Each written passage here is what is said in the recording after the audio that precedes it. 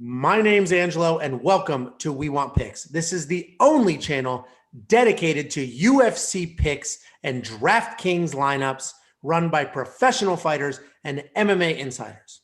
Every week, I join Nick Newell, professional fighter, professional model, and ESPN Top 10 guest, along with Dan Kramer, UFC fighter, Bellator fighter, Ultimate Fighter alumni, and Jacob Lyons, a skinny kid from Indiana. And we break down every single fight, the betting odds, the DraftKings picks, and we set you up for success. This week, we're breaking down UFC 258, Usman versus Burns. Next up at UFC 258, we have Maki Pitolo versus Julian Marquez.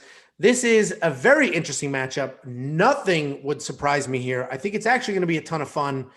Nick, I'll start off with you. How do you see this fight going? Do you agree with the odds? Do you agree with the pricing? Is Marquez as big of a favorite as everybody thinks he is?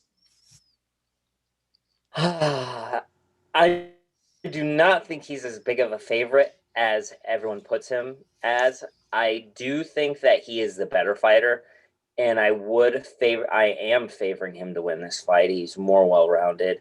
Maki Pitolo is more of just a boxer. Really moves forward, throws a lot of bombs, has great body shots. Marquez can kind of do it all, and he mixes it together really well. If you look at his knockout of Philip Hawes, it was one of the most brutal knockouts I've ever seen. You know, they both fought Darren Stewart. Marquez submitted him, and he submitted Maki.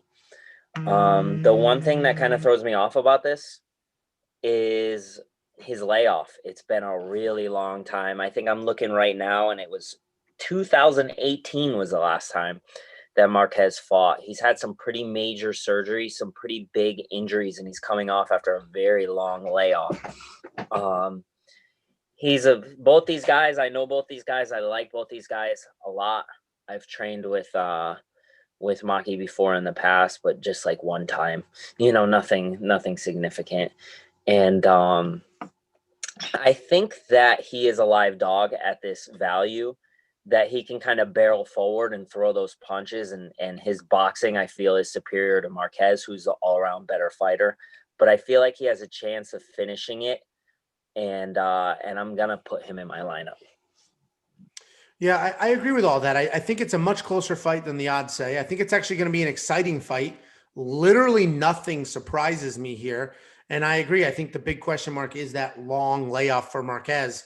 What does that mean? Is he affected by that? How serious were those injuries? Is he completely over them, or is he just going to pop in like nothing ever happened and just look fantastic? So, Jacob, what are your thoughts on here? How do you think this goes? You agree with the odds? Is anybody in your lineup?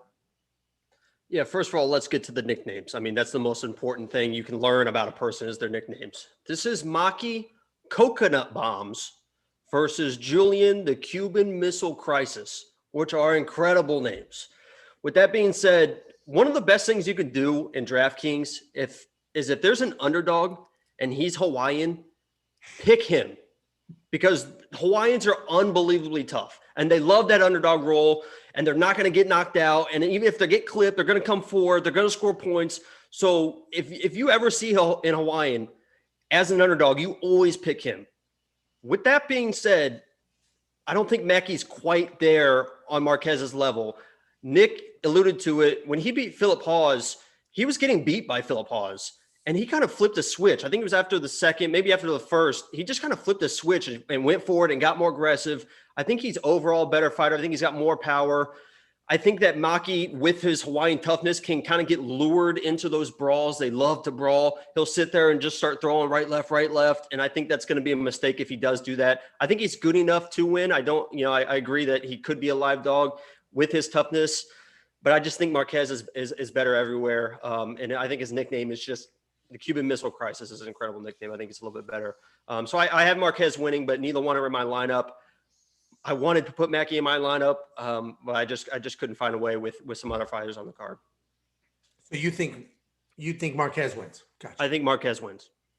So Dan, you are the only person to ever make your pro debut in the UFC.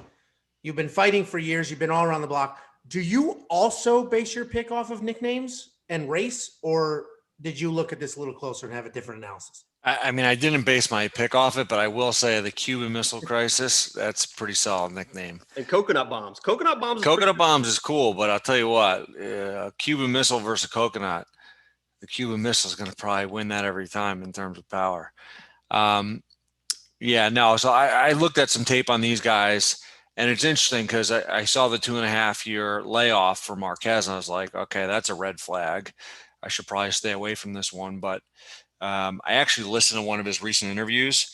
So he's been scheduled for 3 different fights over the past year, and he's done training camps for all of them. So he's been healthy for a while. So it wasn't like, he recovered from surgery 2 months ago. He's been rehabbing and jumped right into training camp. He's been healthy for a year, at least from what he says, doing training camps, ready to fight, gone through the motions. I think one of the fights dropped out last minute at weigh-in. So he's going to be in shape.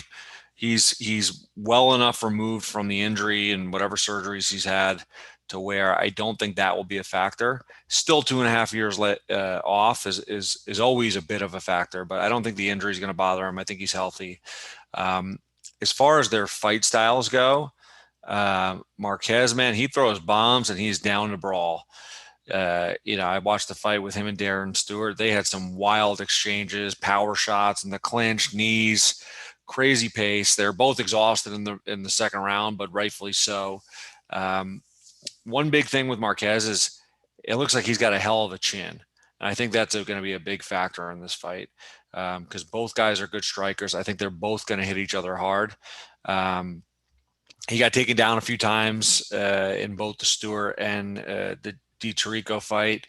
So he is vulnerable for that. But I don't see Maki Pitolo shooting a takedown unless he's got a game plan to switch it up and go for a takedown. So the one question on Marquez combined with the layoff is the cardio in the later rounds if it makes it there. But overall, I think he's the more powerful fighter. And then in watching tape in Maki Pitolo, he's lost 3 out of his last 4. He's a very good striker. He looks much more fluent and technical than Marquez. But again, that power advantage is in Marquez's favor. So I think it's going to be probably a fight of the night type performance. I think they're both going to bomb on each other. And normally I'd stay away from this, or I might even take the value pick in Pitolo. But I'm going to go out on a limb. I just got a feeling here. I think Marquez is going to land a big shot. I think he's got the higher finishing capability and the more powerful punches. And I think it's going to be either a fight of the night that goes Marquez's way in a close decision, or they go back and forth for a little while and Marquez lands a big bomb and puts Pitolo away. So either way, I think you'll get a lot of points, but I'm taking Marquez. Great. Yeah. I mean, another fun fight. These guys should go at it. I personally think the difference maker is Marquez has more power and Marquez has better grappling. So if it does need to go there, it can. Before you go, check out the description below. In there, we have links to our Facebook, our Twitter, our Instagram, and more importantly, to our DraftKings League. Check out the league, join the league, participate in the contests, and as we get going and as you start winning, we're going to start handing out gift cards and participating and doing things like that. So check those out. Every week, there are drops on every fight card. So make sure you check out this channel and our social media on Saturday before the fights start so that you have our most updated lineups and picks.